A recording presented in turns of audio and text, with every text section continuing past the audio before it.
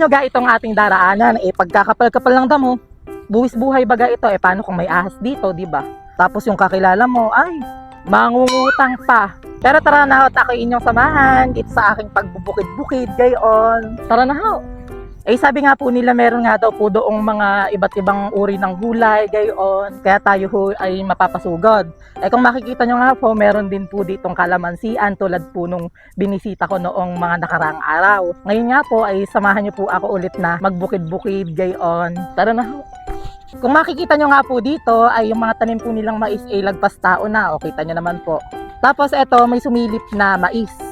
Ayan, kung makikita nyo, ayan. Ang tawag dito sa mais na to ay hybrid. Ayan, yung mga pagkain ng manok, mga ganun, mga patuka. Sabi nga po ng ate ko, pagka tinuntun mo nga daw po ito, may makikita kang mga taniman ng iba't ibang gulay. Parang hindi pa naman po ako nakakakita ng mga gulay-gulay gayon. Kaya po, didiretsuhin lang po natin ito at baka doon po sa dulo magkaroon po tayo ng idea kung ano pong mga gulay ang mga tanim. Para baga akong niloloko ng ate ko.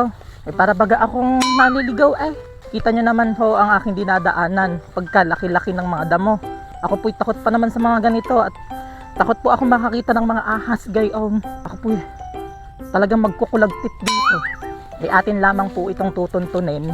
Ay uho, may naririnig po tayong mga ilang mga tao dito. Meron po ata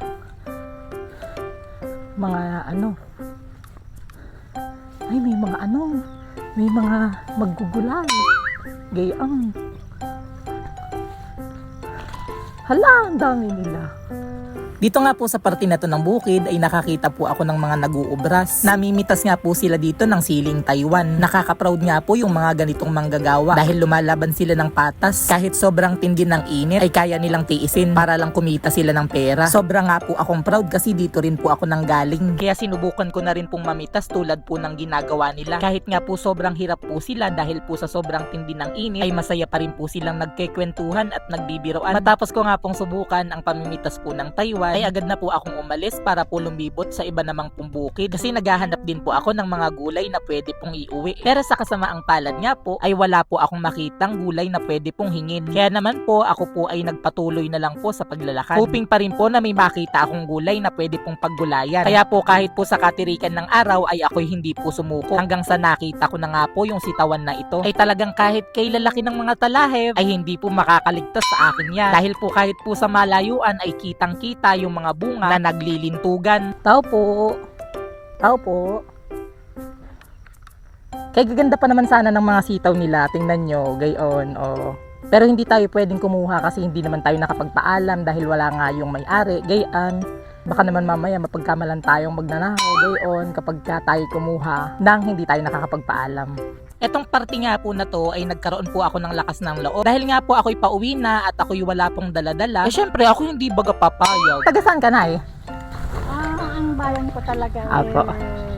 Pangasinan. Pangasinan po. Saan po kayo sa Pangasinan? Tampabian. Nakapag-asawa yung isa kong anak dito na isang babae. Bali dalawa sila nakapag-asawa rito sa Nikita. Apo. Kaya ngayon yung pinaka-ate nila bumili na rin dito ng lupa. Eto nga po yun. Yung nabili po nila. Nanggaling na ako dyan na Lagi kasi doon ako pumupunta. So humihingi ako ng mga gulay, di ba? May nakukuha naman ako. Dito na, trinay ko. Wala naman ako makuha. Kasi puro mga umpisa pa lang. Dito. Puro mais naman yan. Tapos may nakita akong sitaw dito. Kaso wala namang tao. Sabi ko, Saan sitaw? dito po. Sa gabi po dyan. Kaya hindi na rin po Kaya ko dito. Sitaw namin yan. sa inyo rin po yan. Kaya hindi na rin po ako humingi ka ako dun sa at wala rin naman po akong tao Baka mamaya mapagkamalan pa akong magnanakaw. Sa amin okay lang kung panggulay lang naman. Apo. Pangbenta. Iba na po yun. Gagawin na pong hanap buhay yun.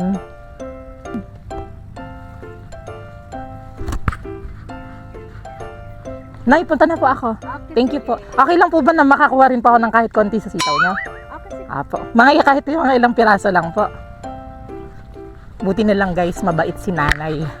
So, pinapasok niya agad tayo sa kanyang bakuran, gayon. Ay, hindi baga tayo masisiro dahil meron tayong kalamansi. Tingnan niyo naman yung bahay nila. May sarili pang swimming pool. Tapos meron pang taas, ganoon. Ganda. Makikita mo to sa gitna ng bukid. Wow! Nay, thank you po! Talagang napakabait ni nanay. Sobra.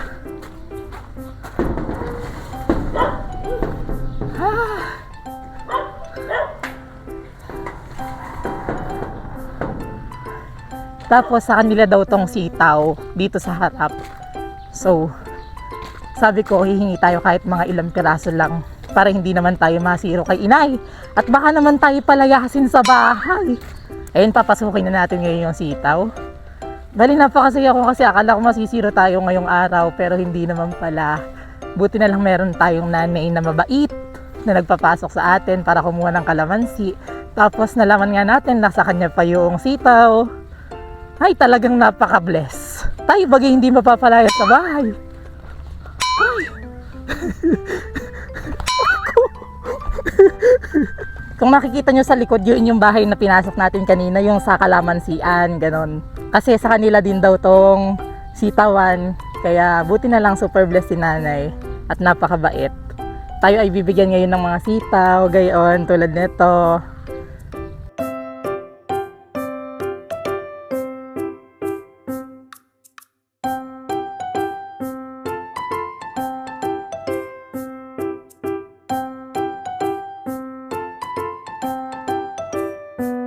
Nakakuha na nga po tayo ng mga ilang pirasong sitaw. Ay maraming salamat po kay nanay at talagang sobrang bait niya kahit hindi tayo kakilala. Ipinapasok na tayo sa kanyang bahay. Kumuha lang daw ng sitaw basta pang abraw lang o kaya pang luto, hindi naman pang tindag gayon. Ay ginawa naman ng business naman yung sitawan naman ng ibang bukid gayon. Hanggang dito na lamang po. Ako nga po pala si Marlon, isang lakwatsero pero di nawawalan ng trabaho.